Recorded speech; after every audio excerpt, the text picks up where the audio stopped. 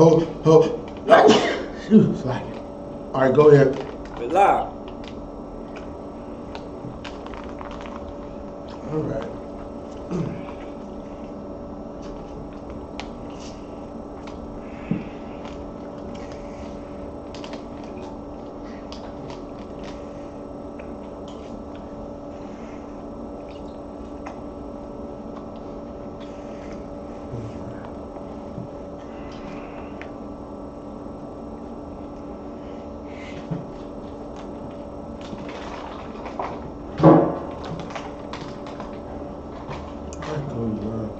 Alright, Shalom, Lord Christ, as officer of 1,000 Yahweh, and it's I.S.U.P.K. Atlanta. We got a school out here at 3353 Glenwood Road, out here in Decatur, and we got classes Monday through Friday, 7 to 9, and we got Sabbath class from 11 o'clock in the morning to 12 noon. So come on, come in, get a class, learn some of the truth. All right, today is the Monday night history class. So today we getting into basically, because the whole world is getting ready to celebrate Christmas. That's what everybody's mind is on, giving all of these, maxing out credit cards and putting all of this money into buying gifts, right?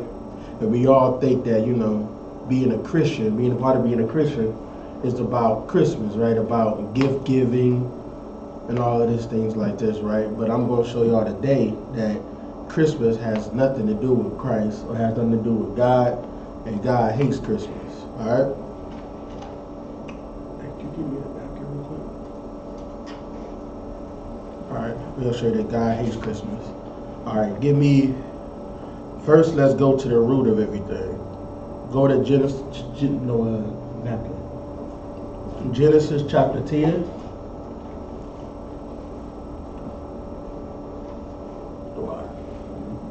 Genesis chapter 10. Can you get that for me? Okay.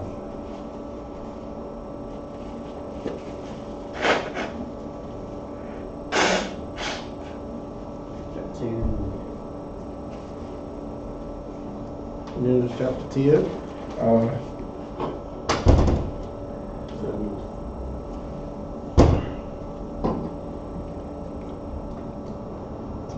Genesis chapter 10, let's get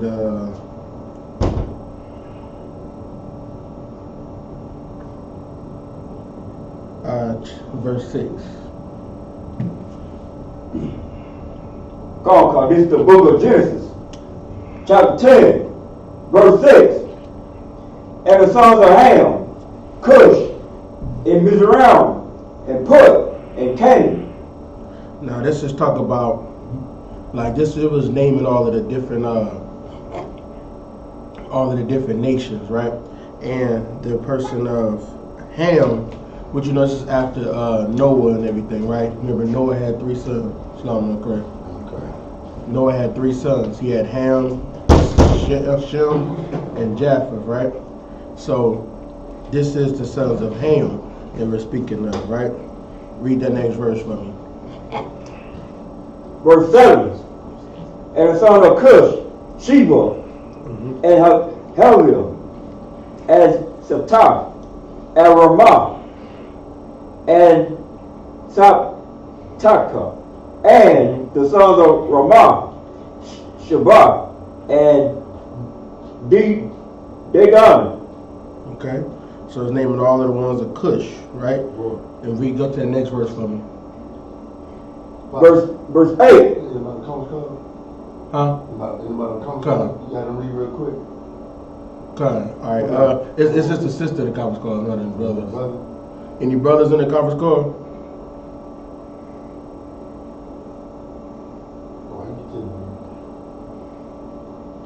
We almost done with this. We got like a couple more scriptures, and I'll just be reading. All right, keep going. Verse 8. And Cush begot Nimrod. And Cush begat Nimrod. Nimrod, everybody thinks when they celebrating Christmas, they do it all stuff with a Christmas tree, that it has something to do with Christ, right? The only thing you celebrating when you do that Christmas tree and you get in the Christmas spirit, you are celebrating Nimrod. nothing to do with Christ at all. Keep going. He began to be a mighty one in the earth. He became a mighty one on earth. That means he became powerful. He got power. All right? Let me see. Go ahead. Verse 9. He was a mighty hunter before the Lord. Wherefore it is said, even as Nimrod, the mighty hunter before the Lord. So in front of the Lord, he was a mighty hunter. That means he killed a lot of people, right? So, and the other thing about Nimrod was the first person to learn how to politic, right? He learned how to be, you know how politicians like you know how politicians got like a slick tongue, they can work their ways out of everything. This was how Nimrod was. He was able to just be a politician. This is how you think of a slimy politician.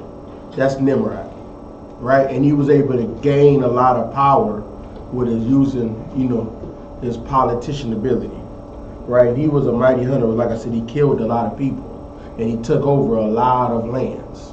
Keep going. Verse 10. And the beginning of his kingdom was Babel, and Erech, and Akkad, and Calneh, in the land of Shinar. So he just started taking over everything, all over that area, right? He just started taking over. All right? So this is what you celebrate when it comes to Christmas. It has nothing to do with Christ at all. Now this is what I'm going to show it to you, right? All right. You can go ahead and see what the water is. All right.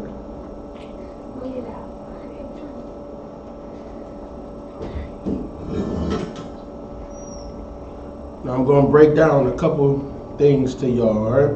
So we broke down a little bit about Nimrod, right? So as we all know, Nimrod was a Hamite.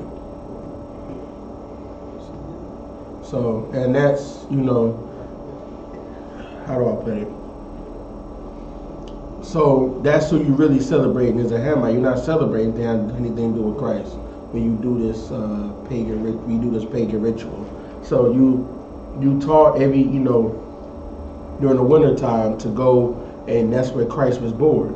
But everything tells you, even in the Bible, it shows you that Christ was born in the springtime. He was born in the warmer time. He was not born in the dead of night.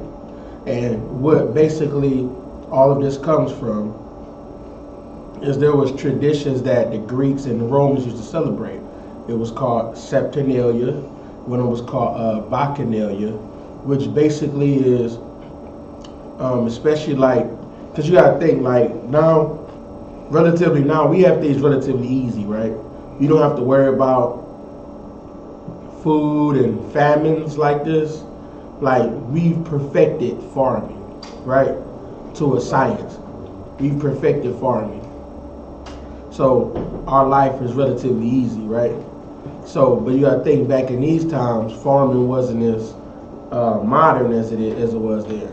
So what they used to do was celebrate the sun coming back, because everybody knows right around December 21st, that's the world's shortest day. That's like the shortest day on earth, right? If you know, like, you got the equinox, the summer equinox or the summer solstice, and the winter solstice. The summer solstice right around in June is the longest day, right? That's where the sun is out the longest, and in December it's the shortest day. So what they're doing is celebrating the return of the sun.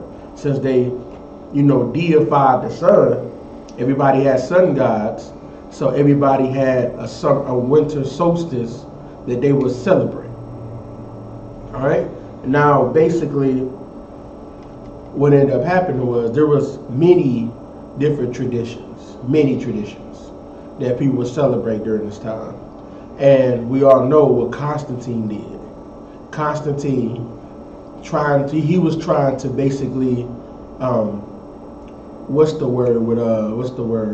compromise. He was compromising on the Bible, basically. So when he got into power, he became the first modern Christian because he started letting everything else come in, and you start letting paganism mix in with the Bible, and then that's where you got Christianity from today, the modern day Christianity, right? But these all like Christmas and all this stuff was celebrated long before Christ.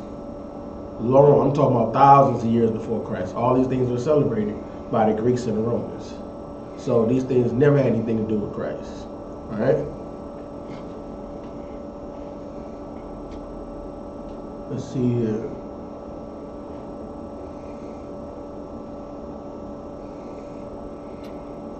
Let's get this right here.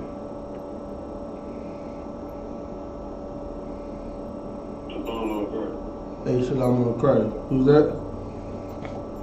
Austin, go ahead, Dan. All right.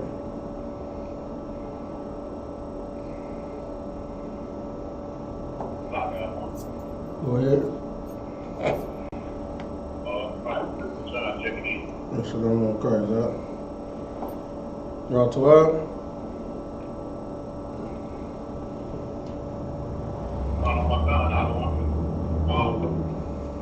Christ. All right. Now let's get into some true origins. Okay. It says Nimrod was so great, right? He was a great ruler, right? And y'all all know how all of these false religions are formed, right? All these false religions are formed, and you know the Bible tells you how it's formed. Let me get that for you.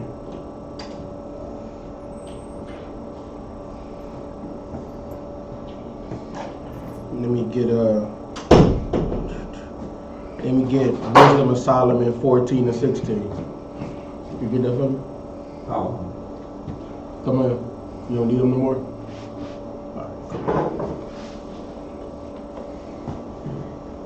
All right. Just hold it for 1 second. So this is the story of him. This is a little bit Nimrod. So basically Nimrod, he was a king and he was a great ruler, right? This nasty bastard, he married his mother, right? And his mother became his wife, right? And you gotta think, you know how back in like ancient times women weren't allowed to rule, right? You didn't have like the Queen of Sheba and all these other people, right? You didn't have all of this. Women weren't rulers, they was always men, right? So what she learned from her son, which is probably who really taught her son how to be a ruler, like how to be a politician. Because what she did was she took his power, and what she said was, he's not really dead, right? Because he actually did die, right?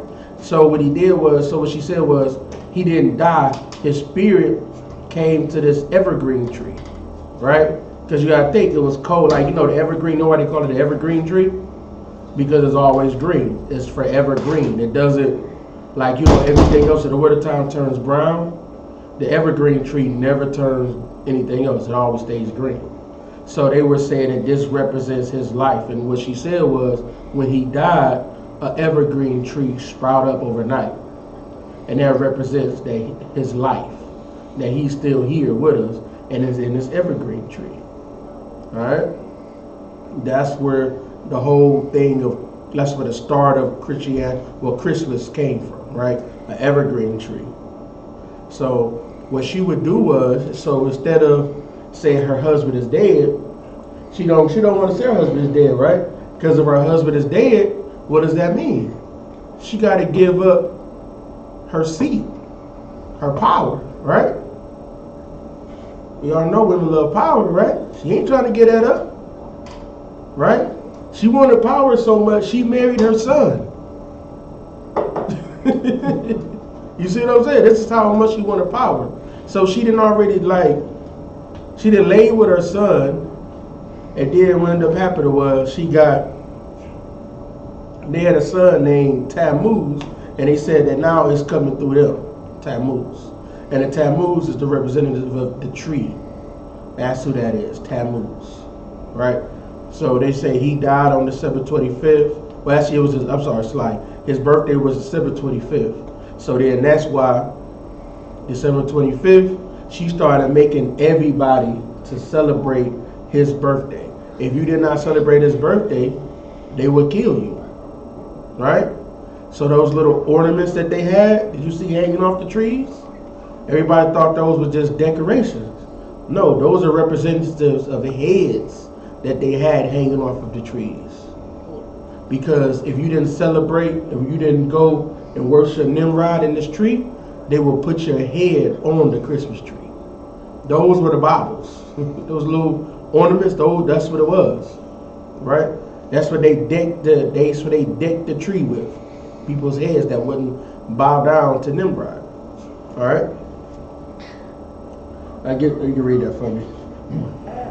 Cause it's the book of wisdom of Solomon, chapter 14, verse 16. Mm-hmm. Thus in process of time an ungodly custom, going strong was kept as a law. So this is an ungodly custom, is to do something, is to get this tree.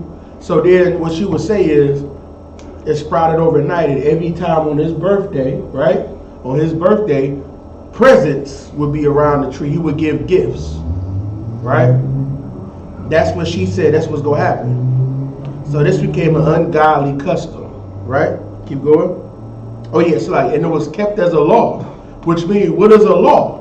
A law is something that's subject to people that if you don't follow, you get punished, right? A lot of times with death, that's why we have our laws, statutes, commandments. Our laws that if we didn't follow, a lot of them were death sentences, right? Right. So if you celebrate Christmas, this is a death sentence, right? Keep going. Engraving images were worshipped by the commandments of kings. So engraving images. Now, this wasn't a technical graven image because it started becoming like a tree. And trees don't, men didn't make a tree. So I get that. But what it is it's telling you the spirit of where all of these ungodly customs come from, right? So basically, but what men do is they take this tree, and now he said this represents, this evergreen tree is Nimrod. So they have made this into a graven image. It's the same thing. It's just not something that a man made, but it's a graven image. It's something that a man made higher than himself. Right? Keep going. Verse 17. Who men could not honor in presence. Because they couldn't honor Nimrod no more, right? Because he was this great ruler. They couldn't honor him anymore, right? In presence. Why? Because he's dead. He died, right? Keep going. Because they dwelt far off. They took the counterfeit of his visage from far, and made an express image of a king whom they honored, to the end that by this their forwardness, they might flatter him that was absent. So they did this so they could flatter him that was absent, right? Because he died. They couldn't like you seen how people do when somebody died, right? They'll still put a chair out for him at the table, make him a plate, all of this. Mm-hmm. That's idolatry, because you can't talk to this man or this woman because they're dead, right? They are far off.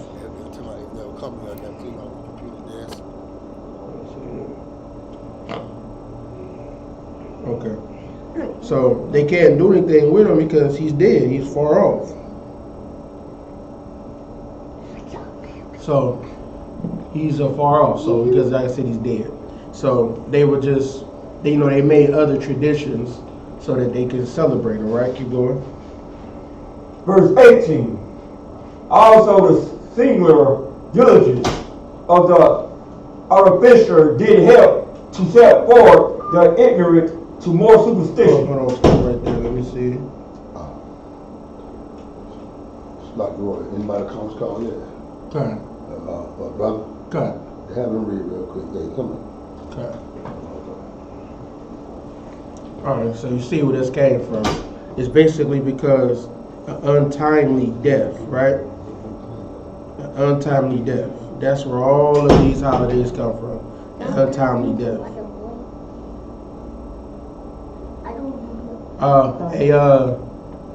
Gashan, any of y'all can read Gashan or Yahweh done?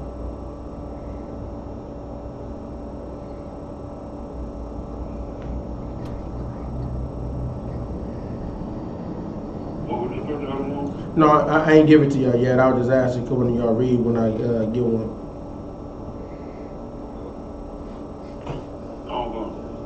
All right, who was it?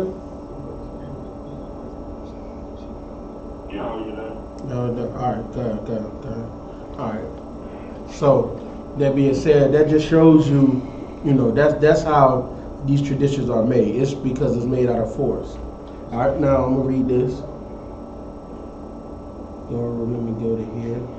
The real origin of Christmas. The real origin of Christmas goes back to ancient Babylon.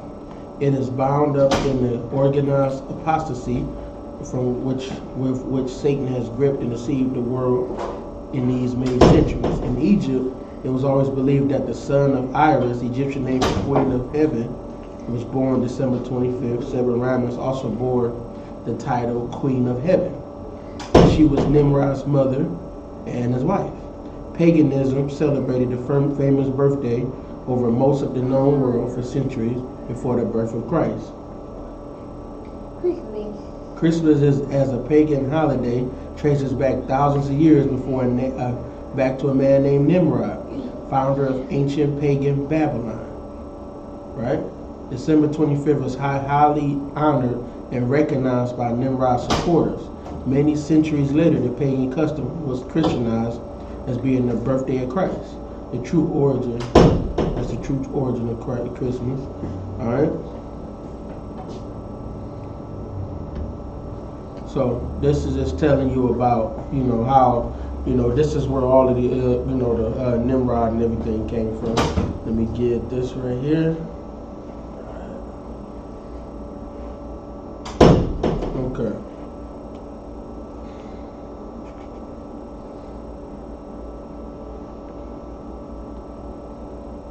Alright.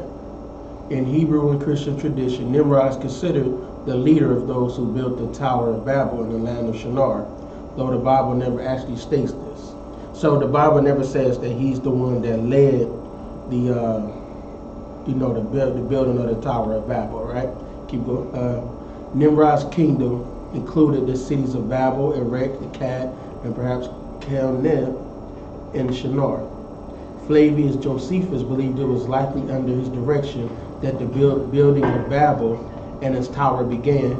In addition to Josephus, there also is the view found in the Talmud, which we don't read in that. But what they're basically saying is that they believe because he's the person in that area that had the power to get, basically get the work done, right? Since Akkad was destroyed and lost with the destruction of its empire in a period of 2200 to 2154 BCE, the stories mentioned in Nimrod seem to recall the late early Bronze Age. The association of Erech, Babylonian Uruk, a city that lost its prime importance around 2000 BCE as a result of struggles between Isin, Larsa, and Elam, also attest to the early provenance of the stories of Nimrod, according to some modern-day theorists. Their placement in the Bible suggests a Babylonian origin, possibly inserted during the Babylonian captivity. So, let me go to some part now.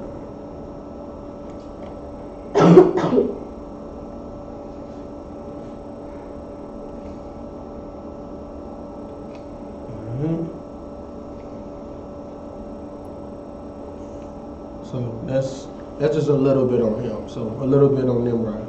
So, and like I said, Nimrod, he just was this powerful man that he was able to get, a lot of things that happened. And then now everybody celebrates him every day, right? We celebrate on Christmas right around this time of year. Everybody celebrates his birthday. So the whole time you think you celebrate something about Christ and the Nativity, that was just a mixture brought in, just so that it didn't let the people that were, the heathens, they didn't feel like they was as heathen anymore. So they mixed in all of their stuff together. All right. Let me get some of this real quick. Saturnalia. All right, remembering Saturnalia. It says the bad as ancient Romans precursor to Christmas. So this is what the Romans did before Christmas. The ancient Roman precursor to Christmas was basically the best holiday party you've ever been to, times a million. It was actually kind of similar to the Purge, except instead of everyone going nuts and murdering each other, they abandoned social order to drink and make merry, right? While we don't celebrate Christmas with wine-induced orgies, at least not in my house, we have carried over a lot of Saturnalia traditions into modern day.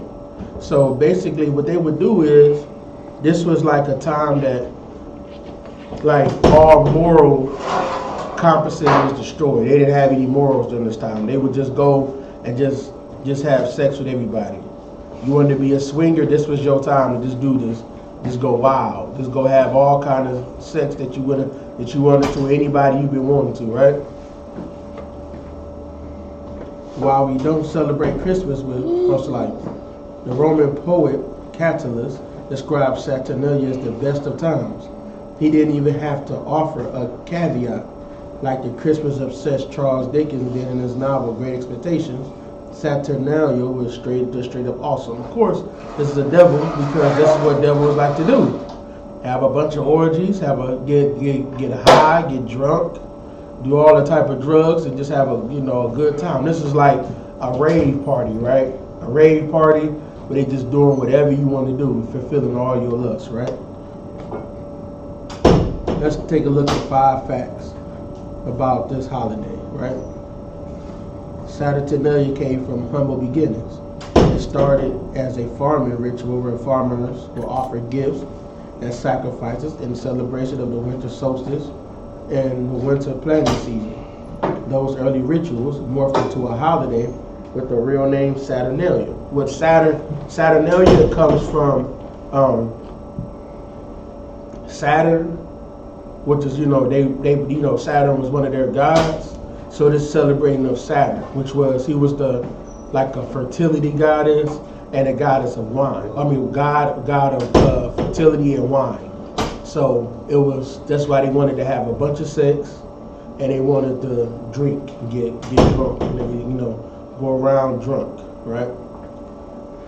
Which was like I said, just said honors Saturn, the Roman god of agriculture, who like all benevolent deities demanded his worshippers honor him with slaughtered lambs and gifts. Like I said, this started out as being, the person of agriculture, but it grew into them celebrating, what started becoming about. Because like all these things, they change over time. It started celebrating the gods of,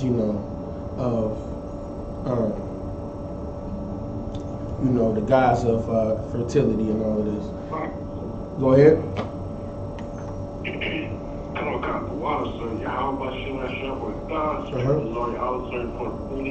If I may, I was brought out recently that these temples, they had what they call a sacred prostitute, right? And you go in there just like you can go and confess your sins to a priest. You go in there and we have this sacred priestess, and you do all types of disgusting things in there at rituals. And at the temple of Aphrodite, change different names and do all types of disgusting things. And and now about the Christian church, they carry on that tradition. But that's what I respect of. Exactly. And it's all like they just traditions that they would have. So, and like I said, these things are long before, the world became Christian, right? The world was always the way it is now. It was always celebrating a bunch of different beliefs and all of this. Hell, the king, Babel showed it, right? The Tower of Babel, Babylon, which all people come together and celebrate a mixture of all religions. That's been around since then. There's not nothing new about that, right? So it says here, initially Saturnalia celebrations were just one day long. As more and more people started to celebrate, the holiday grew and grew until it became a week-long festival by the time of the late Roman Republic. There isn't a concrete explanation for why Saturnalia grew from one day to 1 week, but we like to think because people simply realize that a party that lasts a whole week is at least 7 times more awesome than a party that lasts for 1 day. So it's really just about partying and doing whatever you want to do. Nobody worked during Saturnalia, so this was a day off. Like, you know how like all the kids come on, get out of school? This is how that was. Nobody worked during this time. It was a time off to go and do whatever you want to do. All right? Nobody worked during Saturnalia. Courts and schools were closed. Business dealings came to a halt. People spent their time gambling, feasting, hanging out, and giving out gifts to each other. So, you know, this was like a lot of this too, I'm gonna talk about a little bit next week, but a lot of this, if you notice, like, it's almost like a 2-week long thing now. Everybody starts celebrating stuff from Christmas all the way into New Year's. That's where a lot of the, like New Year's, what is New Year's? A big party, right? It's a huge party. Everybody go get drunk, get high, you know, have sex with anybody you can find. That's what New Year's. So what ended up happening is they started pushing a lot of the stuff into New Year's. So a lot of the drinking and all that, people don't, I'm not saying people don't drink during Christmas, but that's not, you know, they try to say that they're Christian during the time of Christmas, and then on New Year's they get drunk and get high and do whatever they want to do, right? So that's what they did. They just moved it over to New Year's. All right? Try telling your boss you celebrate Saturnalia this year, maybe get a whole week off instead of just a day or two for Christmas. Just remember, it's not your fault. It's your boss. And like, look at you like you're crazy. So this is a devil on here trying to tell people, you know, he wants to bring Saturnalia back. See, that shows you just how they either know. They don't care, like, even though this is supposed to be Christmas, right? He don't care about Christmas. He wants to go back to the partying and the drinking and just doing whatever he want to do, fulfilling all his lusts. That's what he wants to go back to, right? Another December holiday, Boxing Day, can trace its roots to Saturnalia. For those of you who weren't from the UK and didn't look it up after reading about it in Harry Potter, Boxing Day is a holiday celebrated the day after Christmas Day. Traditionally on Boxing Day, servants received Christmas presents or a service from their masters. Similarly, during Saturnalia, all social rules went out the window. Slaves got the chance to participate in the festivities and even receive gifts from their masters or sat at the head of the dinner table while their masters served them. So this was like kind of like a Christmas present. This was like, it made them feel like they wanted a family, right? Unlike other Roman holidays, which were mainly celebrated by the upper classes, Saturnalia was for everyone. It was truly for everybody, right? He said the best part of Saturnalia was that many households would choose a mock king who got to lord it over the house for the week, called the Saturnalicious Princeps, the leader of Saturnalia, or the lord of misrule. This person's sole job was to make mischief during the week, right? So this is what a person would do, right? He would assault guests, wear crazy clothing, chase people around the house, plan scandalous party entertainment. This person was chosen by fate. A small coin would be hidden in the cake, served at the beginning of festivities. Whoever found the object in his cake would become the king of Saturnalia. If you're from New Orleans or spent a lot of time on Bourbon Street, this might sound familiar. the tradition of hiding coins and pastries will eventually evolve into the kind of weird Mardi Gras customs of hiding tiny baby figurines inside king cakes, right? Think of the most, this is the next part of, next thing with Saturnalia. Nigga, the most out of control holiday party you've ever been to, then multiply that by 10. You might just approach the level of epicness that happened in Saturnalia.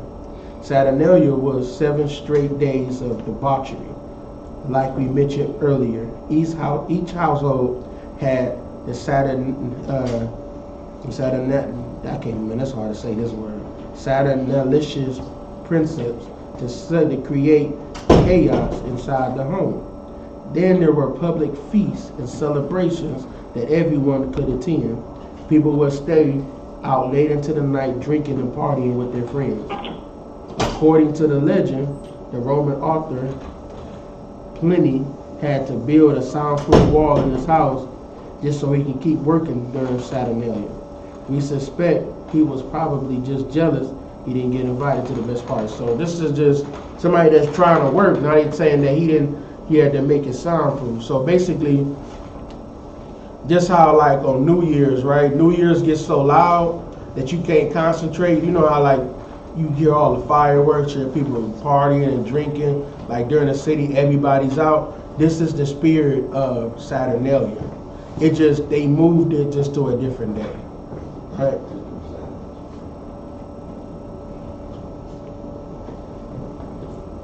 Let me see. Oh yeah, and this was public feast that everybody could attend. So this was just like I said, this was just a party for everybody. Like most of a lot of the other feasts that people would have, like a lot of these Romans, the Roman Empire would have only really the higher status people could celebrate. But Saturnalia was just for everybody to have a ball with, and go drink and have, do whatever you wanted to do. That's why you notice, here's the thing with devils, like they don't mind going about they want to act like they're so sophisticated, like they do, they're clean, they don't ever do anything, they so righteous, but this is what they like to try to do in the dark. They try to do all of this stuff right here. It's just to go and lay with anybody that they want, right? They can sit around and drink, and then as long as they had that time, now they go back in front of the courtrooms and act like they supposed to be ruling over everybody. But they the most wicked people to do this. Like most people don't even do is the wickedness of our oppressor, man. Most people don't do half of the wickedness. All right. The traditional greeting of Saturnalia was Lo Saturnalia. People would run through the streets calling Lo, Lo, Lo, which is also where Santa Claus say a ho, ho, ho comes from. Right? So, and it says eventually in 312 AD, the Roman Emperor Constantine, he started the shift from Saturnalia to Christmas. Slowly but surely, the Romans and their successors replaced Saturn with Jesus, a week of debauchery with the day of prayers, and booze with eggnog, until we arrived at the modern celebration of Christmas as we know it today. Alright? So now they drink eggnog. Right? And this is this ain't a graphic list, so don't worry about it, but this is like a painting that they would have of them doing their orgies. Like, this is now, of course, them doing it, but it's like them getting ready to do it. This is the Romans, what they would do, during Saturnalia. They would get together, caressing each other, feeling on each other, and doing all of this before they got ready to, lay with each other when all the lights went out, right? All right. Anybody got any questions so far?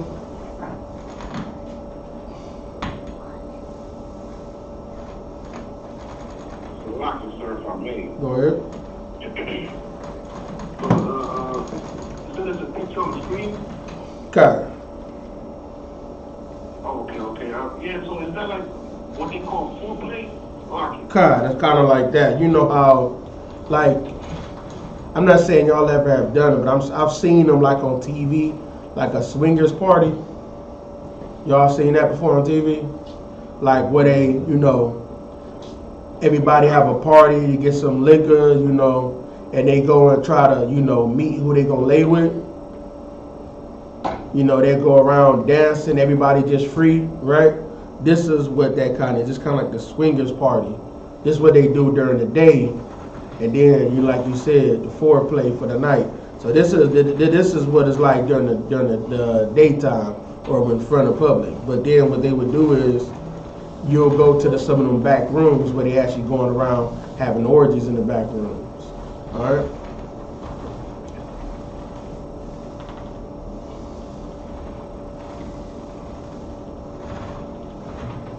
All right. Any other questions? I'm not concerned about me. Well, That's kind of concert. You know, is it, can we say, it's like the, you know, what they do in these parties, these Hollywood parties, and you know, in the front, everybody's partying, drinking, dancing. They go to the back room, and some say, folks, like, you know, and then he throws somebody out, you know, or what's his name, that pastor will get his back room up for 4 hours, you know, in the back room. You know, so exactly. It's like Saturday, like we don't do it as much now, but like don't think that the, you know, Hollywood they in full celebration of Saturnalia, right? You know, they parties, like they known for having these celebrity parties that you'll go in the back and they doing all types of stuff in the back, right? All types of mess in the back. You know, they say that just some of the people you think is the most straightest people, they out there laying with other men in the back, right? Which is this what they do during this time. Like people, like you all think that this is for children, that Christmas is for kids, right? You get to get them gifts under the bed, but no, this is for grown people, man. This all grown people. They was raping people, and men was laying with children during this time. That was a part of Saturnalia tradition. Like those parts a little bit hard to find, but they were laying with children during this time, raping women, all of these things during Saturnalia. And there was nothing against it. Like they said that it was like mischief day. You can do whatever you want to do, and everybody could participate in it. You could be a slave or you could be the slave owner. It don't matter. Anybody can participate in Saturnalia. Alright? Anybody, you know the mistletoe, right? Anybody heard the mistletoe? Why do we kiss under the mistletoe? Kissing under sprigs of mistletoe is a well-known holiday tradition, but this little plant's history as a symbolic herb dates back thousands of years. The Greeks were known to use it as a cure for everything, from menstrual cramps to spleen disorders, and the Roman naturalist Pliny the Elder noted it could be used as a balm against epilepsy, ulcers, and poisons. The plant's romantic overtones most likely started with the Celtic Druids of the 1st century AD, because mistletoe could blossom even during the frozen winter. So this is another plant that can grow during the winter time, just like the evergreen tree is still green during the winter time. So is the mistletoe, right? The Druids came to view as a sacred symbol of vivacity, and they administered it to humans and animals alike in hope of restoring fertility. So they basically started worshiping this plant because while everything dies during the winter time, all of the trees, you know, you see all the leaves die and fall off. This mistletoe did not die off. It still grew during the winter time. All right? And they said that it was going to help because it's like, this is how they all think. Like, because like if you were a heathen, they all think that this mistletoe, right? They think of it as like a god. So they think of it as, you know, how are we going to restore to get more, you know, have more babies, to get more, libido or whatever the case is. This is what we need, is the mistletoe, because it stays alive even during the hardest period for any plants to survive. So this is all about just, like I said, having the best sex and all of that stuff, right? And it says another famous chapter in mistletoe folklore comes from Norse mythology. As the story goes, when the god Odin's son Baldur was prophesied to die, his mother Frigg, the goddess of love, went to all the animals and the plants of the natural world to secure an oath that they would not harm him. But Frigg neglected to consult with the unassuming mistletoe, so the scheming god Loki made an arrow from the plant and saw that it was used to kill the otherwise invincible Baldur. According to one sunnier version of the myth, the gods were able to resurrect Baldur from the dead. Delighted, Frigg then declared mistletoe a symbol of love and vowed to plant a kiss on all those who passed beneath it. So now it's the planet. Now everybody kissing everybody now, right? That's why you see, you see how it's all mixing up. Everything's about. That's what all of these holidays is about. Just sex, drinking, drugs, and just doing whatever you want to do. All right.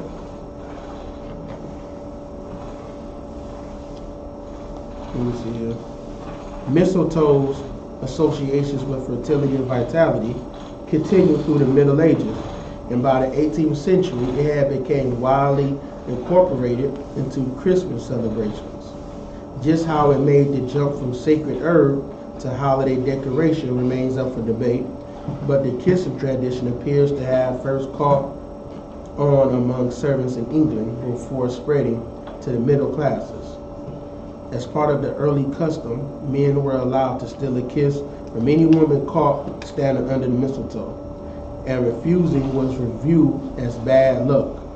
Yet another tradition instructed the merrymakers to pluck a single berry from the mistletoe with each kiss, and to stop kissing once they were all gone. So if your woman was standing under a mistletoe, you could just go and kiss her. No matter whose woman she was, no matter probably how old she was. She could have been, a child, right? You just go steal a kiss from her, right? And then you have to keep kissing her until all of the, every time you kiss, you take off a piece of a single berry until it's all gone, and then y'all just keep kissing until it's all gone, right? This is supposed to help, make you more vivacious, to have, have more, to do, to make you more, like, I guess, sexually liberated, sexually, fertile and strong, right? All right, let's see here. Anybody got any questions on that?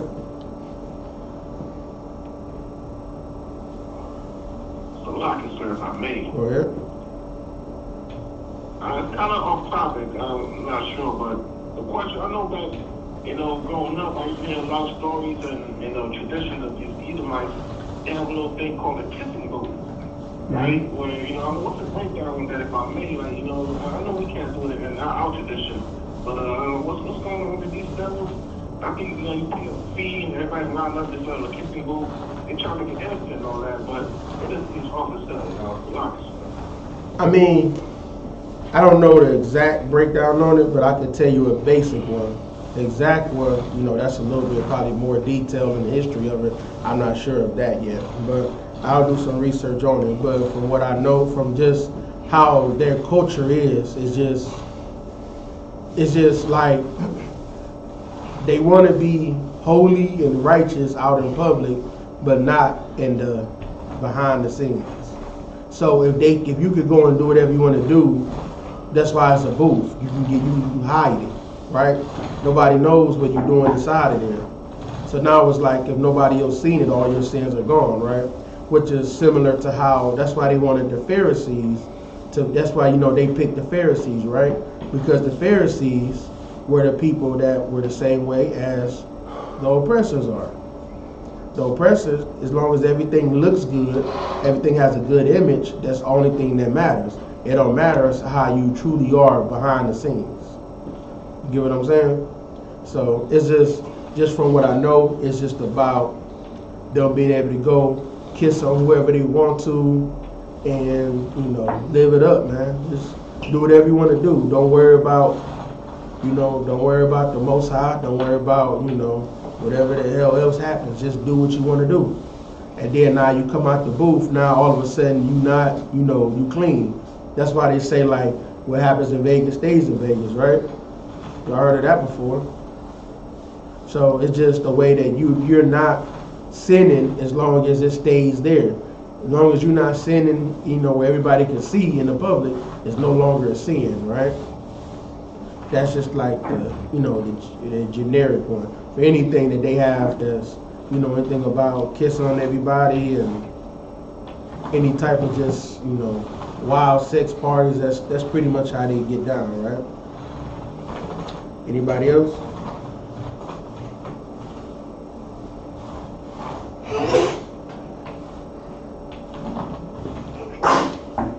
Okay.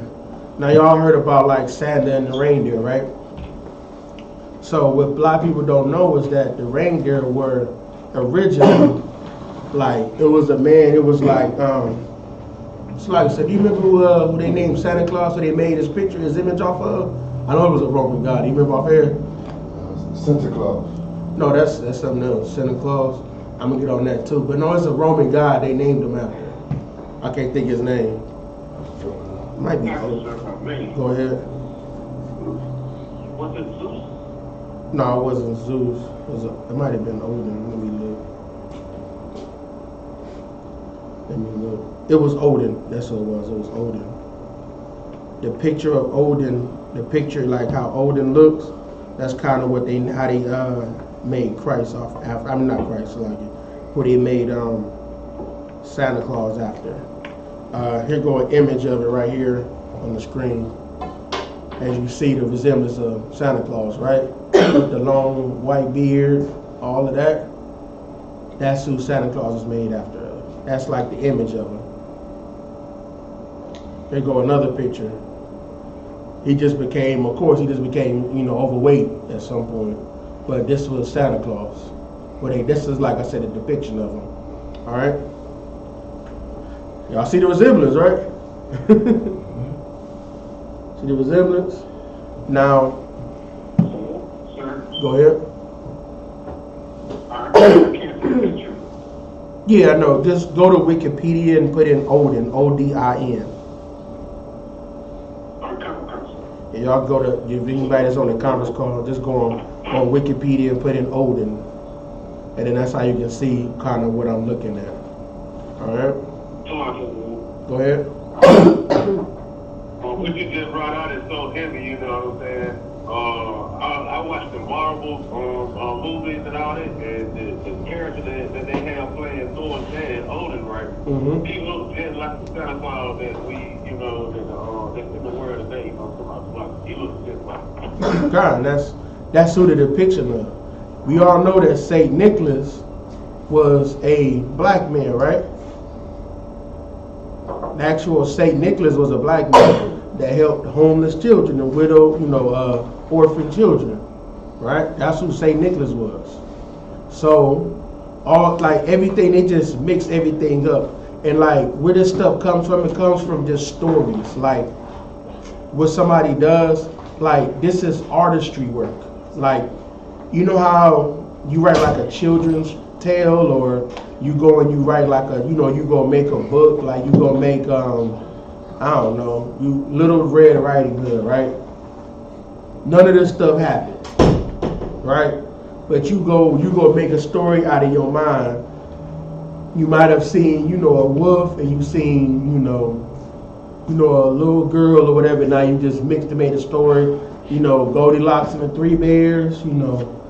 You see, you know what I'm saying, you got all of this stuff, right? It's just fairy tales. So what they'll do is they'll take a little bit of inspiration, because what do oppressors do? They don't take, I mean, they don't make their own, no, all their traditions is just being more wicked and wicked, right? But what they do is they take pieces of everybody's culture and make it their culture. right? So the red comes from, like, you know, the Santa Claus wearing that outfit. That comes from Nimrod. Nimrod wore red. That's his outfit. The green is from the evergreen tree, and he just mix it red and green. That's where you get the colors from. He's basically wearing Santa Claus. He's wearing Nimrod's outfit, basically, right? And celebrating Christmas with the Christmas tree, right? Was the evergreen tree was based on Nimrod. They mix it up with all these other things from the Celtics. When it comes to the what is that? The mistletoes. They mixed that all in, and then now they took the Bible, and now it's Jesus' birthday. They mix all this together, and that's how they make their holidays, because they want to be inclusive with everybody. They say, okay, well, you celebrate that. What's your favorite part? Okay, you want to go and have sex with everybody. Okay, we go. Okay, just be holy until the next week. Now, New Year's, you can do whatever you want to do, because guess what? After that, it's a new year. New year, what it say? What everybody say? New year, new me. So all the stuff they did December 31st don't even matter no more, because new year, new me, right? So it's all it is, just a mixture. So let me go. Let me see if I can find that book. So I can find, it's a book. Go ahead. Kind of concept. I was saying a while ago, you got friends who are Masons, right? Freemasons, and you know they talk about, they respect each other's religion and customs and traditions. And the brother asked them, you know, this Mason, okay, so you respect all traditions and all that. What if this is a tradition, and you know there is? He said, what if there's a tradition that, you know, this Mason is allowed to you know, to look at the file? Would you respect that? Yeah, he shook his head. He didn't want to answer it. But you know, as a Mason, you would have to say yes. Right? So all these, you know what I mean? So, you know, you have these all these religions and all that, but in the end, it can't all be all one, because all of us are conflicting. Yeah, exactly. I'm about to get into the. Go ahead. But what I was just saying, how Christ lead the demons off of the man and put it in the swine, you know what I'm saying? Then what's going on when you celebrate all these different holidays, you know what I'm saying, that you really don't know anything about. You're allowing the demons of, you know, whatever religion come on to you and overtake you.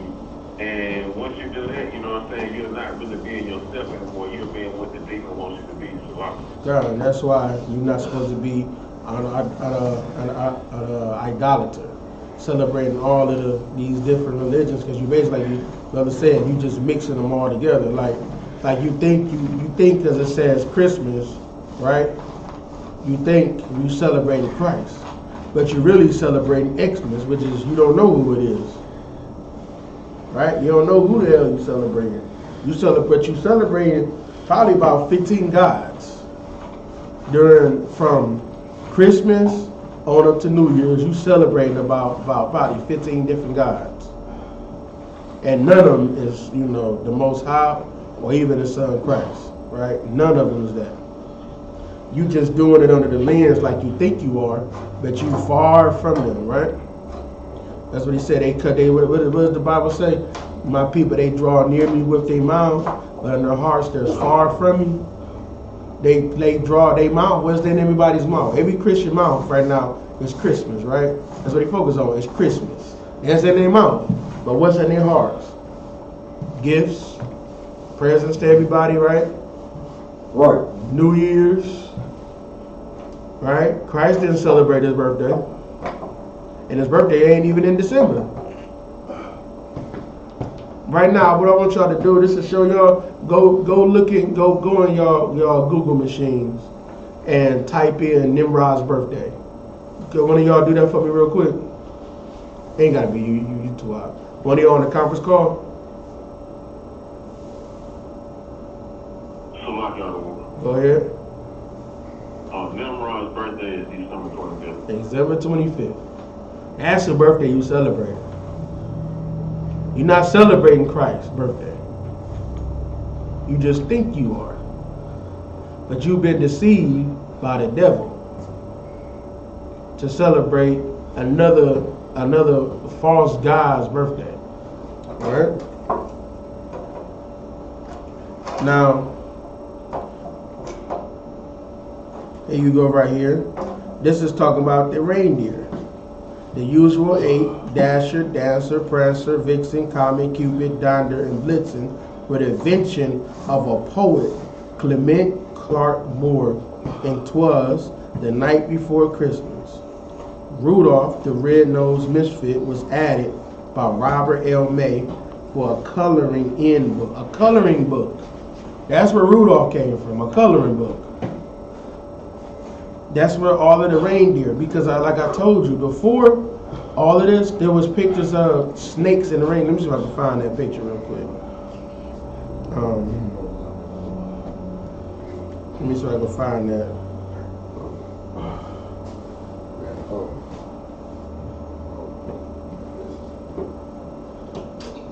Let me see if I can find that picture. I'm trying to see if I can find that painting. I saw it earlier.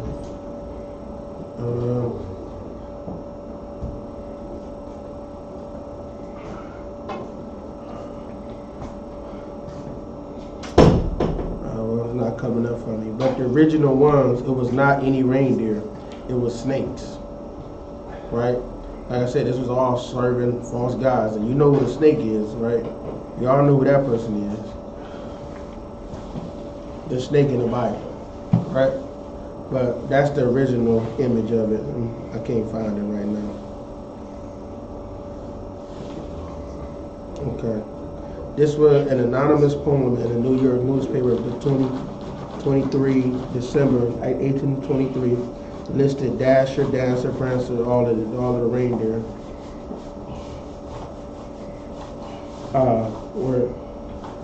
And Comet and Cupid, Dunder and Blitzen, not names, were an exhortation of the six to go faster, like thunder and lightning. While the poem was later attributed to Clement Clark Moore, there was some support for a Dutch migrant, Henry Livingston. So I can go somewhere. Let me go down.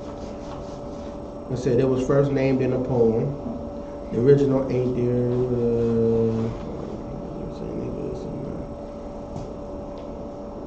Okay, the original 8 reindeer were named by Clemency Moore in a poem, A Visit from St. Nicholas. The 9th, Rudolph the Red-Nosed Reindeer, was named by a copywriter as part of an ad campaign. The 10th reindeer, which is rarely mentioned for obvious reason, is Bruno, the brown-nosed reindeer, which could run just as fast as the others but couldn't stop as quickly.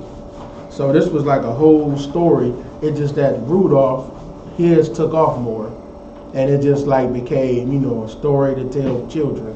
This became a fairy tale. This is, like I said, this is a fairy tale. That's all it is.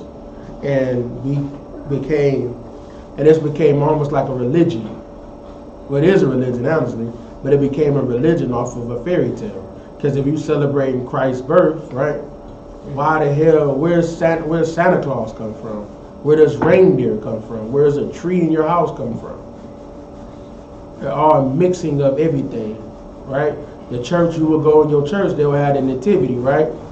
How they gonna have a nativity when they got a Christmas tree right in the nativity, right? A Christmas tree with a whole bunch of gifts. All of this is all mixed in, man. It's like 20 guys you celebrating all in one. It's Tammuz, Nimrod, Saturn, Braka. Who else? Some of the Celtic king, some of their gods. The one that's over the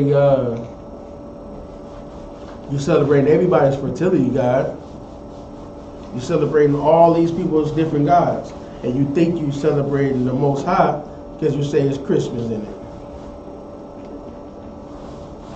All right. Anybody got any questions at all?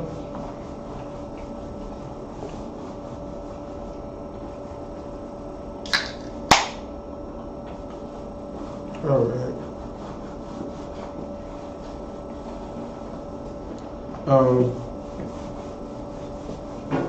Who did I have to read earlier?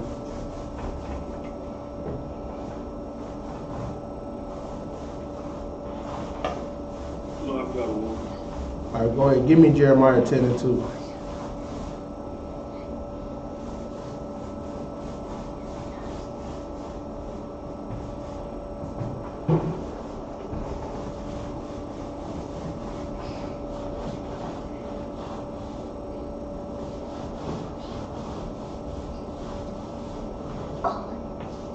Got it, brother?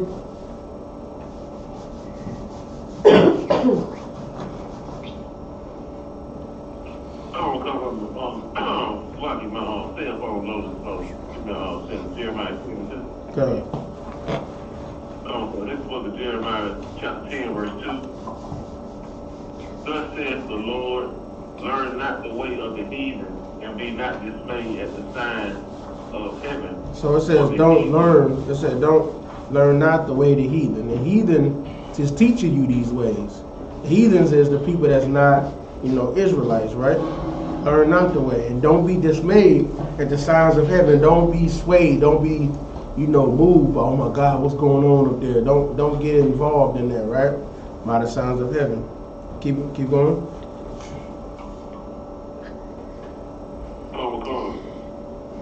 The heathens are dismayed at them. So the heathen, they dismayed at them, just like the sun gods, right?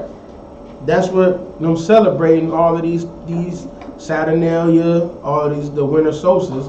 They looking at the sun. The sun's coming back. They're coming back to life, right?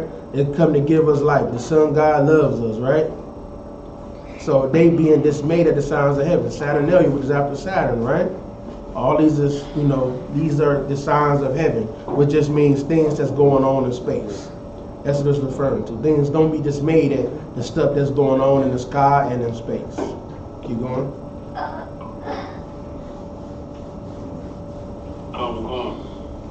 Verse 3. For the customs of the people are vain. So they vain, like it's stupid. It don't mean anything. Their customs is just stupid. That's basically saying it's ignorant to do. Right? Keep going.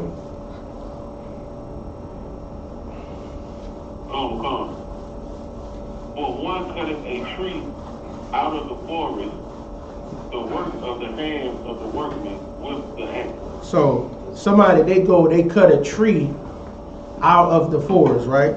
They get an axe and they cut out a tree, right? Cut it down. I know most of the time, black people, we didn't go and cut down no trees because how is we going, we ain't had a luxury of being able to move it and all of these other things. But our oppressors, guess what they do every Christmas? They go get a tree. They, you can go away, you ain't even got to go and pick your own tree, right? But there was like a tradition to go out every, like I think what is like after Thanksgiving, to go and find a tree. You got to go find the perfect Christmas tree. And then they will cut it down, right? The hands of the workmen with the axe, right? Keep going.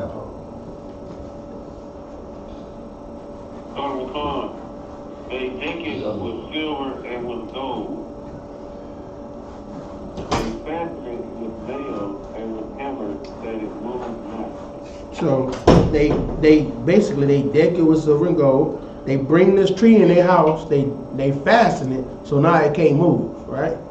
They deck it with silver and gold. Deck, what does that mean? Decorate. They put silver and gold Bibles on it, right? Keep going.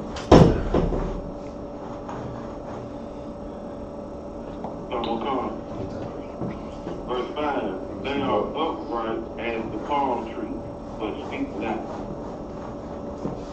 So They must needs be born because they cannot go. Be not afraid of them, for they cannot do evil. Neither also is it in them to do good. So, like I said, these people were forced to celebrate Christmas, to celebrate this tree, right? They are upright as the palm tree, but they don't speak. This tree don't say nothing, right? It don't have no laws for you to follow. This is a man making you follow laws, right? They don't have they needs. Don't have any needs because they cannot go. They can't do nothing. They can't do no needs for you, no needs for themselves. Don't be afraid of this. Don't be afraid of them, right? Now give me 1 Maccabees 4:52.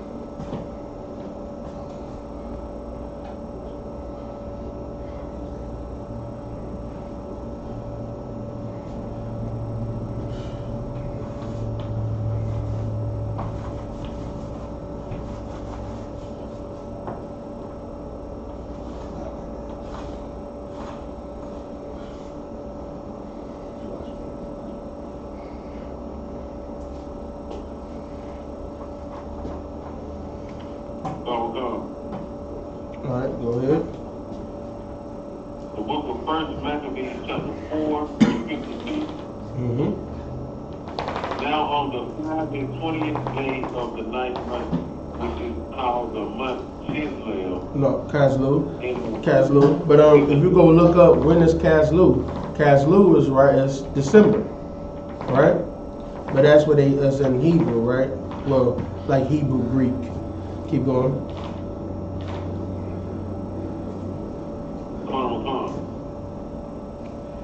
In the 148th year, they rose up betimes in the morning. They rose up early in the morning, right? What do everybody do early in the morning on Christmas, right? They get up early in the morning, go to that tree, right? Go to that tree, have breakfast, go eat, all that stuff. Keep going.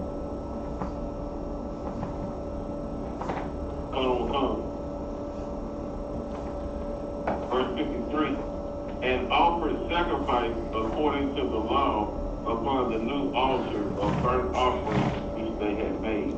So now they made burnt offerings, which a burnt offering is they sacrifice things, right? A lot of these things they sacrifice children, right? They would burn your child during Christmas.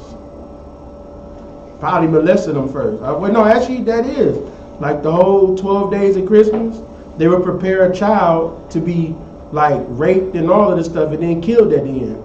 That you can't, like I said, these things are a little bit harder to find when it comes to Christmas because they try to hide these things. But that's what they did. That's why, the kids, they sit on Santa Claus's lap. They preparing them. They able to get their gifts for 12 days or something like that. And then they will kill them. They'll get whatever they want for those 12 days. They will rape and kill them and sacrifice them. You don't hear about that in church, right? When they celebrating Christmas, you don't hear about that. You don't hear about that nativity story, right? They want to bring up the nativity story about Christ, but it has nothing to do with none of this stuff. All right, keep going. Verse 54. Look at what time and what day the heathen have profaned it, even in that was dedicated with songs and citherns and harps and cymbals. So what was they doing? They were singing Christmas carols, man. It's like you sit around the tree when you was a Christian and sing Christmas carols, play the music. I mean, we all know we played some of that Boys to Men. You know what I'm saying? Some of that Donny Hathaway, right? We all sat around and played Christmas music. That's what they did. They had songs with harps and cymbals. All right.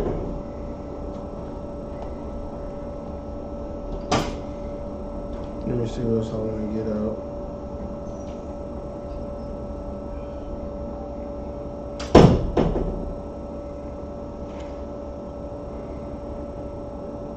Give me Ecclesiastes 7 and 13.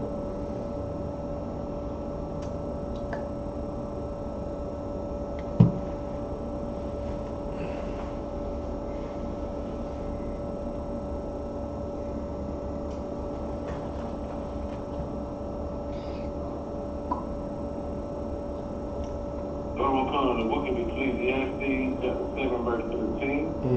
Consider the work of the Most High, who can make straight when he is made crooked. Yeah, these are always crooked. They've all these customs have been crooked since their inception, right? Because we read in Wisdom of Solomon that all it was that somebody died and they couldn't celebrate them from afar, and so they made an image of them. So it was wicked from the start. You can't make something righteous that was always crooked.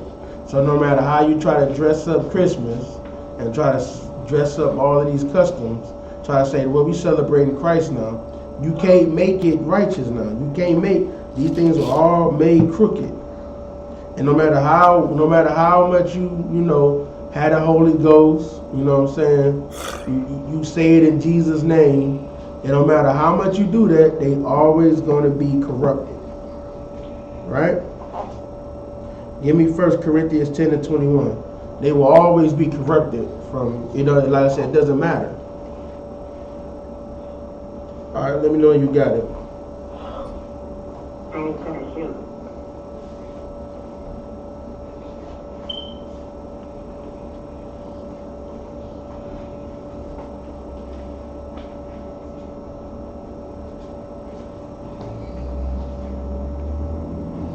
You got it? Go ahead. I got it, sir. Go ahead. Okay. 1 Corinthians 10:21. Ye cannot drink the cup of the Lord and the cup of devils. Ye cannot be partakers of the Lord's table and of the table of devils. You can't, what's this telling you? You can't mix this, man. You can't be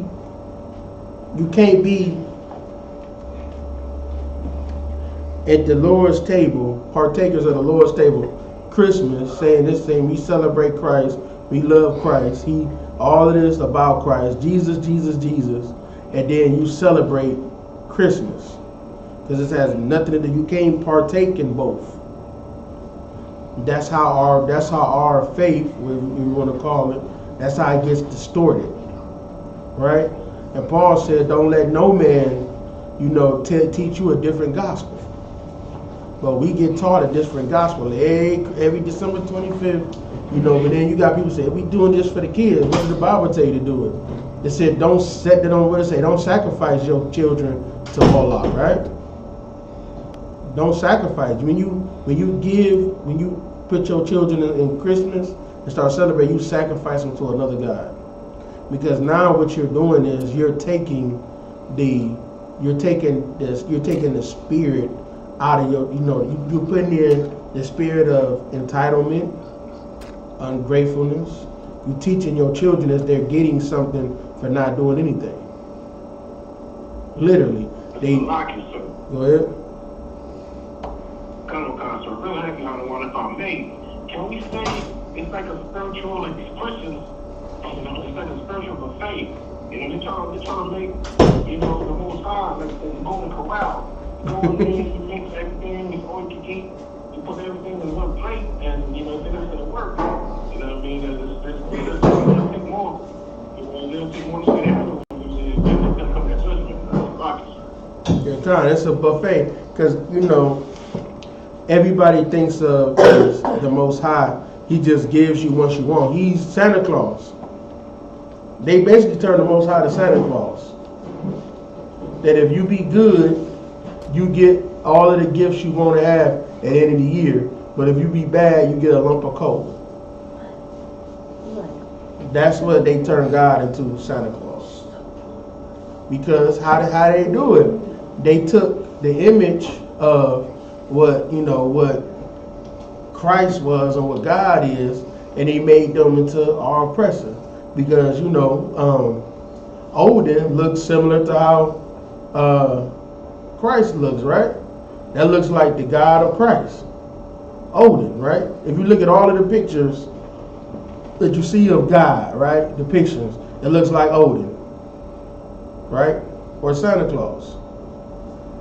Take away the beard. I'm sorry, not the beard, the outfit. It looks like Santa Claus, a long white beard, right? That's all the images of God. So it just is like psychologically, it changes who you think the Most High is. So now you made him into Santa Claus. He's just somebody that's out giving gifts whenever you want to. Just because you say you believe in him, right? Just like you say, if you don't believe in Santa Claus, you don't get no gifts. Right? When you were a little kid, you felt like if you didn't believe in Santa Claus, you didn't get gifts. The same way if you say you don't believe in God, you don't get blessed. But God don't give a damn if you think he existed or not. That's kind of like a homosexual thought. Why does the most powerful being care if you believe he exists or not? He wants you to follow what he told you to do. He don't care if you think, man, Jesus didn't live. That was not on his mind when he was dying for the people of Israel. I wonder if they believe I'm exist or not. That was not on his mind. I can guarantee you that. He was thinking, I'm trying to save my people, Israel, out of captivity. Nothing to do with if he believed that this person exists or not. And when it says believe him, that means believe in what he told you to do. Believe on him. Believe his interpretation. Believe his thought process on what he thought of when it came to the law. Believe what he said, not believing that he existed. That's where all of this stuff, like I said, Santa Claus able to get, put in. Do you believe in Santa Claus? You don't get no gifts, you don't. You know what I'm saying? All right. A little more.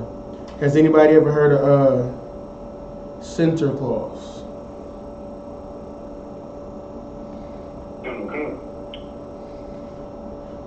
All right, you want to tell them a little bit about it?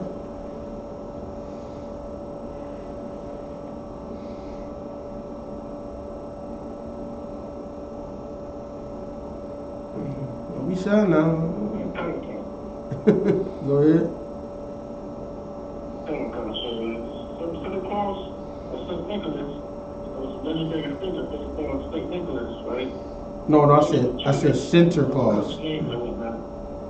I said Santa Claus. You know about Santa Claus? Oh yeah, what kind of concert? If I may, Go ahead. It's I believe it's the Dutch or the. You're right, Dutch. It's The Dutch. version of it. It's kind of like it's a spiritual religious aspect. I don't have the whole story right now, but I have heard of it, sir. Yeah. God, you're right. And it shows you that it's racist. You know what they do during Santa Claus?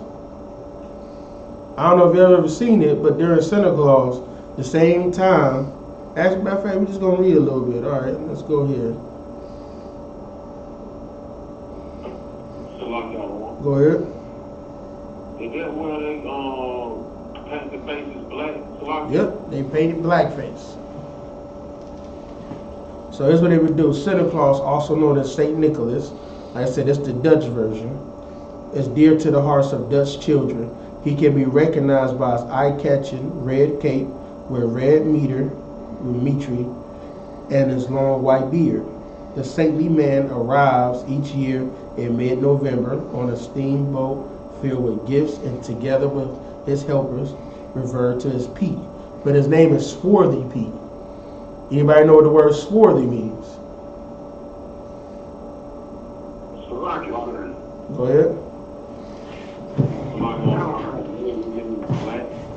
Exactly, it means black. Swarthy, if I'm not mistaken, is like the derivative of the word steward, which is, the Stewart family. You might know what the Stewart family is. Y'all little test. Go ahead, y'all. Who's the Stewart family I'm referring to? So like the one the Stewart family you referring to is the Stewart family that gave us King James, the one that's a black man that gave us the Bible that we read today. Exactly, that brother here. That's the Stewart family. King James, he's part of the Stewart family, which also means like dark in color, right? Okay, now Swarthy Pete. let's see here. For children, this means they can put on their shoe next to the chimney or back door at night. Santa Claus rides across the rooftops on his white horse, a merry-go, and places little treats or gifts in the children's shoes, assisted by his helpers, the Peters. So this is the helper, and the shoes is part of how they, you know how you got the stockings? It's just there as shoes. You know what I'm saying? You get the Christmas stockings, you put gifts inside it, the little small trinkets. All right, the Peters were, because basically Santa Claus, they say that it was his helper. But let's be real. When you have a devil ruling, and it's what they call a helper, what are they really? What's somebody's guess?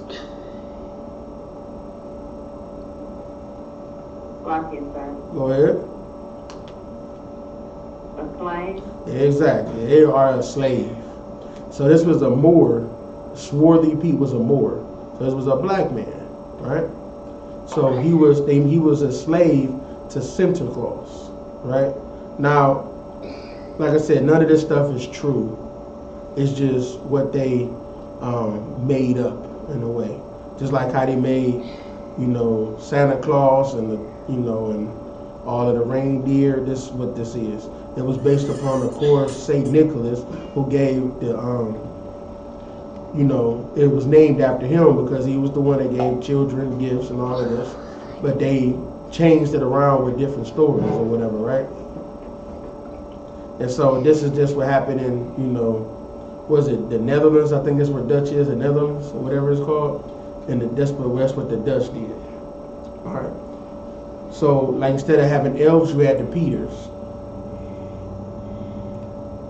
You had the sweets they had was gingerbread man, spiced biscuits, marzipan, and charred chocolate letters. So you can have all of the stuff, sweets during this time. Like you got Christmas cookies and all of that. You get like Christmas, chocolates and all stuff like that. It said there, but they do it on the 5th of December. The holiday itself is celebrated on the 5th of December when gifts are exchanged. Children sing songs to Santa Claus at the top of their lungs until they hear a knock on the door. If they have been good, they will find a bag filled with gifts just outside the door.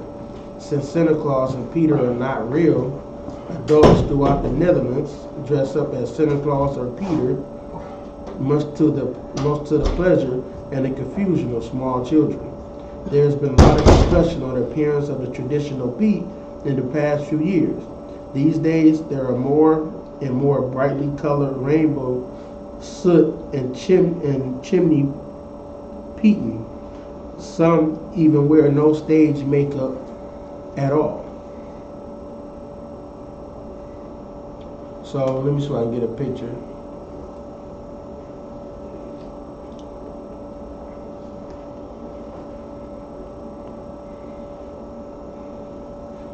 If y'all want to see it, just look up pictures of Santa Claus and Black Pete. So this is some of the pictures. You got people in blackface. They'll be wearing soot on their face or whatever. And they trying to be swarthy Pete.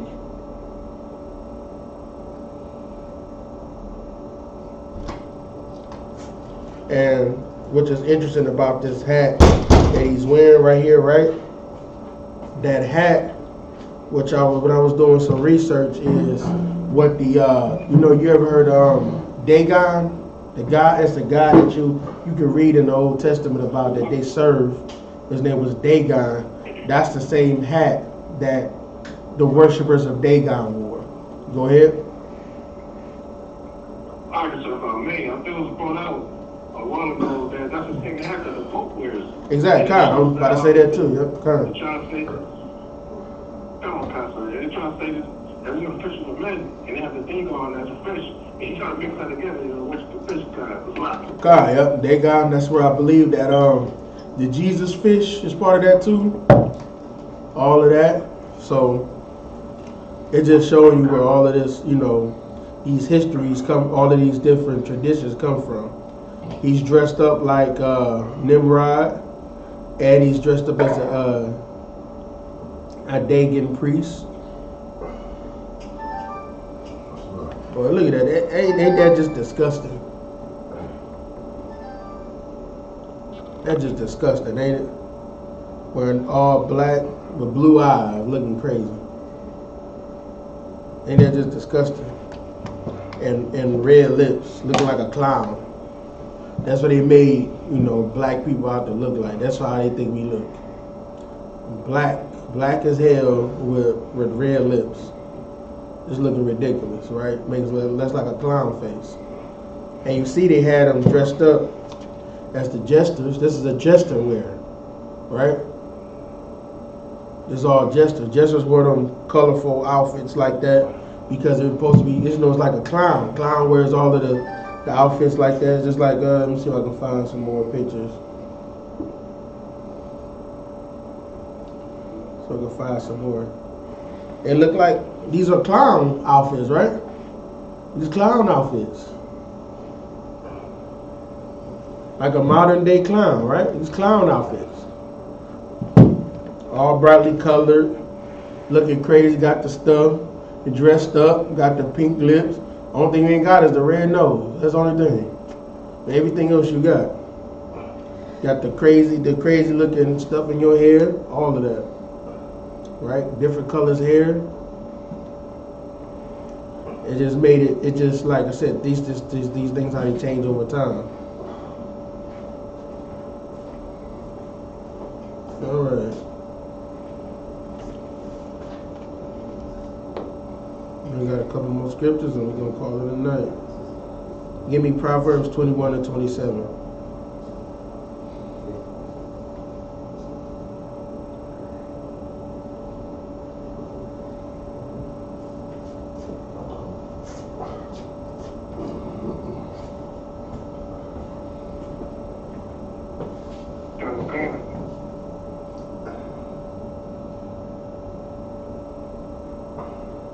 Proverbs 21, 27. That's the sacrifice. The sacrifice of the wicked is abomination. How much more when he bringeth it with a wicked mind?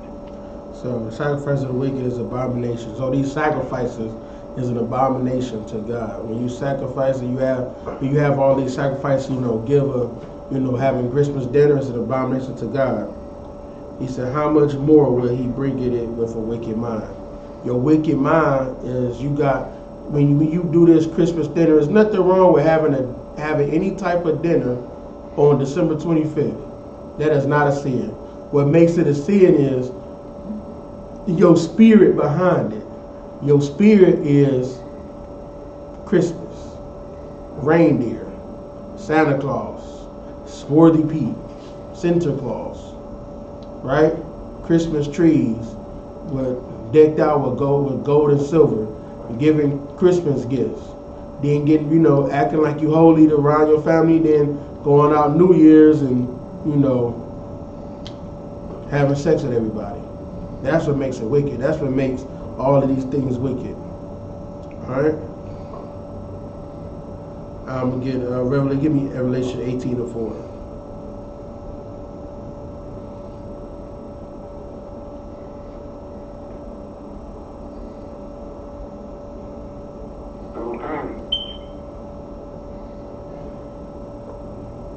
Revelation 18 and 4. And I heard another voice from heaven saying, come out of her, my people, that ye be not partakers of her sins, and that ye receive not of her plagues. So this is coming out. This is Revelation. And another voice. This John telling you they heard another voice out of heaven. Come out of her. It means come out of the spirit of America. America's spirit right now is Christmas. You need to come out of that spirit so you will not be partakers of her sins. Because when you celebrate Christmas, that means you partaking in your people's slavery. You partaking in all of the killing that they did to our people, because you aligning yourself with them and your spirit with them. Just like you said, the mark of the beast. You think the mark of the beast is the microchip. You got the mark of the beast in your mind because you love America and you love Christmas. That's just another part of the chip, or whatever you want to call it. You want to call it a chip. That's just another part of it, of that programming, right? That's just another part of it. That programming for you to love America. All right? And it says, and you receive not of her plagues. The plagues is going to be all of the hell that comes with loving America. When the Most High, it sends his angels, that's where the plagues going to come. And if you celebrating Christmas, you will partaking of the sins of America, and you will get the plagues. All right? Any questions at all? So, Marcus, Go ahead. a comment, sir, if I may. You know, I was going out to grill, it was 3 weeks ago, and it had a commercial to commemorate the 50th anniversary of they spoke homosexuality in this, it was Sweden, right? And they had a commercial that says, when Harry met Santa, right? Well, this commercial, and you know, and Santa Claus got a new boyfriend. You know what I mean? And they ran to leave from Mr. Claus, you know, they got a cell phone, he's doing his thing, and they're like, yo, it's so disgusting, you know, what these devils are doing. He was trying to discuss the tradition, now they're even making it worse, you know what I mean? God, they making everything homosexual, man. I mean, me and my Red, we just got into watching a show called The 4400, right? It's supposed to be like, it's talking like, you know, it's like a science fiction movie, basically, right? It's about people, they was taken from different, you know, periods from like 1920s, 1950s, 1960s, 1990s, 2000, and then they all disappeared, they all went missing, and they just all of a sudden appeared in 2021, right? And on this show, there's about probably what, about 10 main characters? You got what, like 2 of them is transgender. One of the transgenders, I found out she's African, but you know, and she's representing a black chick, right? That was dating a Edomite. Now she was married to an Edomite, and now because her Edomite husband, you know, 16 years went past, he thought she just left, so he got another wife, right? And now she with the transgender. He was a transgender from the 1920s, right? And then now they talk about, now you got that half the people is homosexual. It's almost more homosexuality in this movie than it is straight people. That's just sad, man. This ain't even got nothing to do with pride, and this ain't got nothing to do with it. But you got more homosexuals in this movie than I think straight people. And then you see they even went to a pride parade or whatever in the show. Like, what does that have to do with anything? But they just got to put it out because this is their world. That's why I said, the Most High said, come out of her, my people. So you don't be partakers in this homosexuality. Right? Anything else? That's a rocket, sir, from me. Go ahead.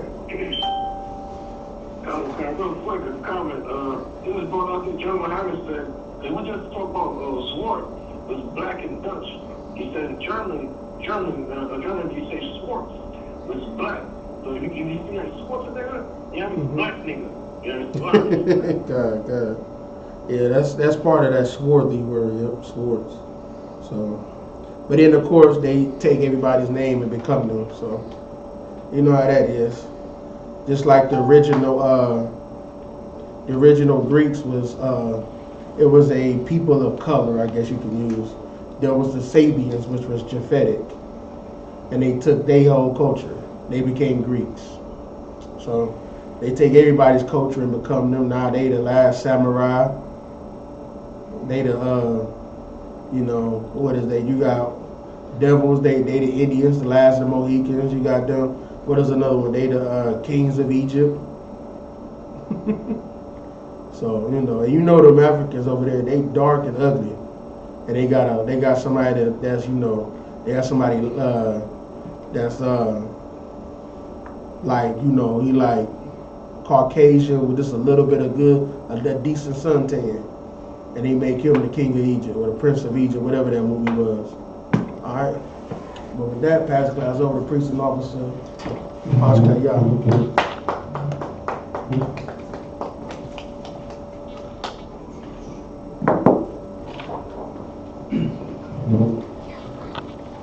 These I.S.U.P.K security announcements. Where the I.S.U.P.K start at 1 West 125th Street, Harlem, New York.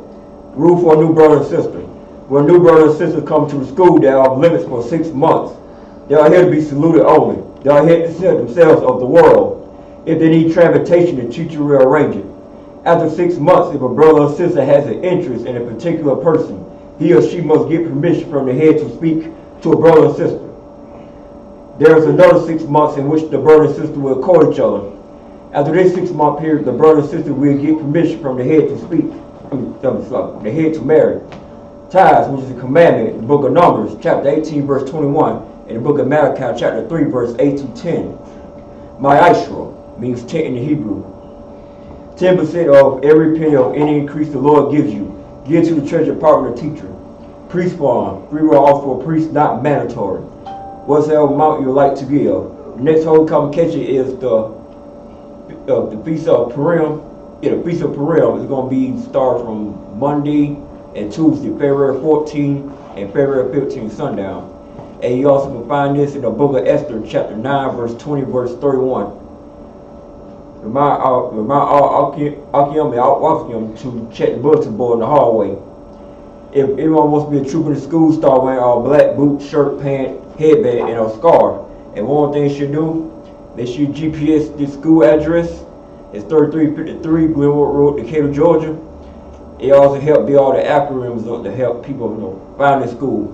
So that, in Israel, give one curse salute to the teacher. Amitem, stand.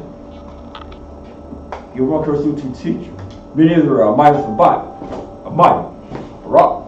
Yah B'Shem Yah Shabbat. Yah B'Shem Yah Shabbat. I just said to you in the Hebrew, may the Most High, in the name of Christ, bless you. Yah Yim Batop. Your hands down, sorry, turn to the sister. We'll give one curse salute to the sister. Men Israel, Amitem Sabat, Amitem, Rock, Yahweh Shema, Alatham B'Shem Yahushua. Yahweh Shema, Alatham B'Shem Yahushua. Well, I just said to the sister in the Hebrew, may the Most High watch over you in the name of Christ. Yah Yim Batop, your hands down, class of men.